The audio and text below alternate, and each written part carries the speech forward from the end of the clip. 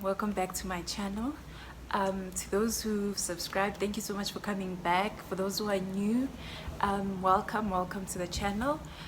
So today we're talking about our net worth, how to calculate your net worth. So we're always talking about our debt freedom journey and us getting to a healthy net worth. So I just thought I'd kick off the year with us calculating our net worth and just knowing how to calculate it and what factors actually affect this net worth, right? So in simple terms, your net worth is your assets minus your liabilities, and that will give you a net worth. That's in simple terms. But I just want to dive into what exactly constitutes your assets and what constitutes your liabilities.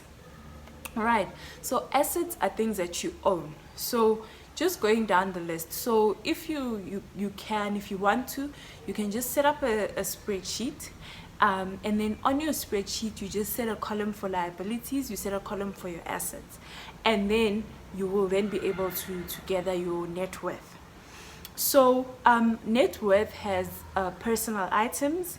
Under personal items, we speak of your home. So if you own a home and you know the estimated value of your home, that is your personal item, and that is something that can be sold, obviously, if ever you're looking to sell.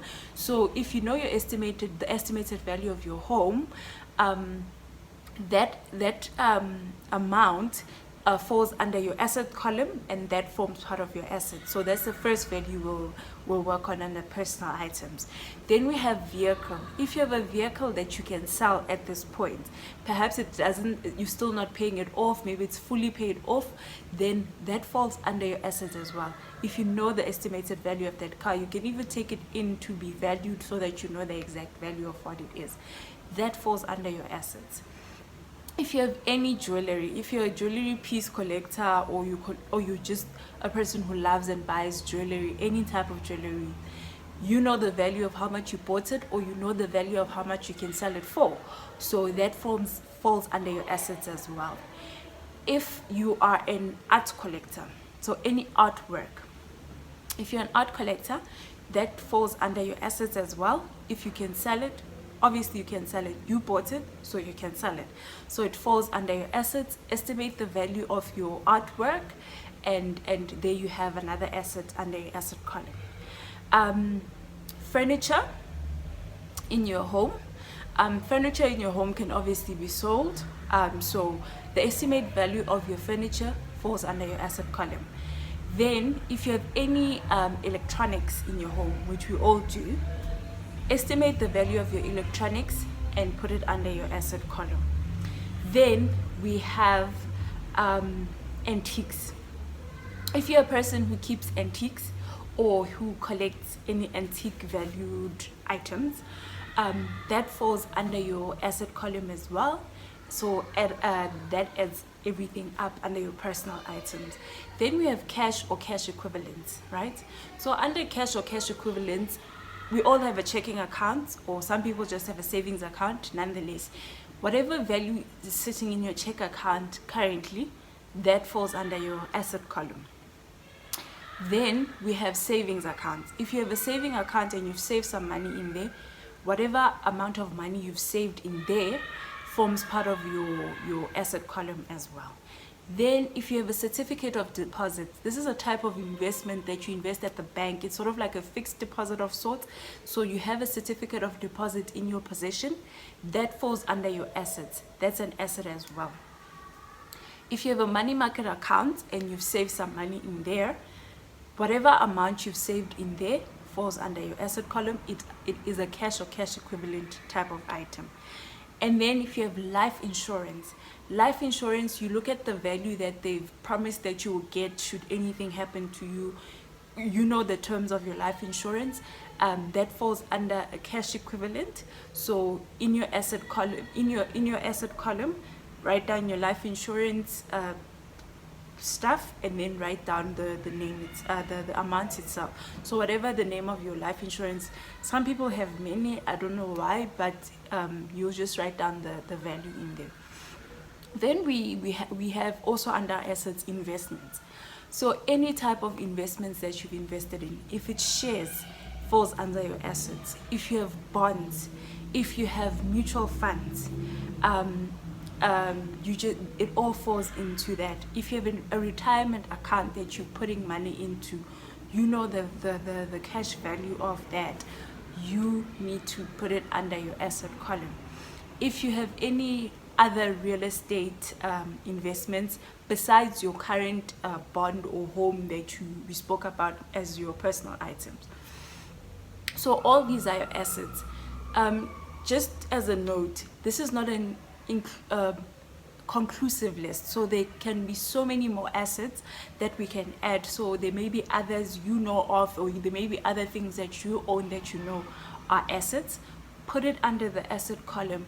When you're done, add everything up in your asset column. So like I said, you set up a small spreadsheet, or if you want, I can send you an automated spreadsheet, one that's already done for you. All you do is add your values, and then it will give you your total of your assets, as we've just spoken about the assets. Also, in one of my videos, I shared about an app that also helps you calculate your net worth. Even with that one, you add all your assets, and then as we go into the liabilities, you'll see what falls under liabilities, and then we'll be able to get our net worth. Now, for liabilities are obviously things that you owe. So whatever you owe, whether it's to a bank, whether it's to a person, whatever it is, whatever debt is currently sitting in your name, that falls under the liabilities column. So we've got our assets column, we've added everything up. Now we're going into our liabilities. Now, what constitutes liabilities? So liabilities can be a mortgage loan, so a bond in other terms that people use. I know it's not always used interchangeably, but nonetheless, a mortgage loan that falls under your assets. So if you're still paying off your home, that is a liability, sorry, not an asset. It's a liability that you owe. So you obviously will check your balance on your statement. What balance are you sitting at? So that's a liability for you. Home equity loans, those two are a liability. If you've got a car loan, if you're still paying off your car, check your balance on your statement, then you'll know what liability you have currently. So it's not just what you pay monthly, it's your actual balance that falls under a liability. Then we have student loans as well. Many of us study using student loans. Some people get bursaries and whatever, but if you're still paying off a student loan, even that as well, the balance still owing on your statement, that's what you will use to actually check what your liability is on your student loan. Then we have under liabilities, these are loan balances. Now we also go into other outstanding debt. In other outstanding debt, we can list things like your credit card. If you currently have a credit card and you're still owing on it, even with that, go into your statement, check your balance, and then you know what your liability is. Then we've got other debt. Other debt can be anything. So if you owe Mang from next door, or if you owe a friend, it's a debt. You still have to pay them. So it falls under your liabilities. Then if you are under an overdraft facility at your bank, so an overdraft facility is like a revolving loan where every time you run out of money, you're able to access this money, and then when your money comes in, you pay it off. The nitty-gritties of that we don't need to go into, but anyway, if you have an overdraft currently and you know the balance of your overdraft, that falls under your liabilities. Put it into your liabilities column. And then any other accounts, whether it's clothing store accounts or any other accounts that you have that are still owing, remember, it's things that you owe, that will fall under a liabilities column. Again, it's not conclusive. There might be many other debts that you might have that you feel do fall into this category of liabilities. Put it in there, add it all up. Once we've done this exercise, once you've put your assets in one column, you've put your liabilities in another column, then all you're doing now is assets minus my liabilities, the total that I've got minus this total that I've got for my liabilities, and there you go, you have your current net worth. Remember, we are on this journey for debt freedom. We are on this journey to a healthy net worth. So it's important for us to keep track and know what is our net worth, and in that way we'll know how to keep improving it, how to positively affect our net worth. I hope as you sit and do this exercise, it will result in a healthy net worth, or at least you know what, I'm on the right direction to getting my net worth on a healthy state. So this is the video for today, where we're speaking about what is the net worth and how to actually calculate it. I hope this helps you guys as we journey to our healthy net worth. And I hope you'll all undertake this exercise. Also then please do share this video with someone else. Perhaps they don't know how to calculate their net worth. They're hearing this word net worth. Just share it with them. Maybe it will help them as well. So thank you so much for watching. Like I said, if you're new here, red subscribe button at the bottom. You can subscribe. Please, if you like the content of the video, do like the video.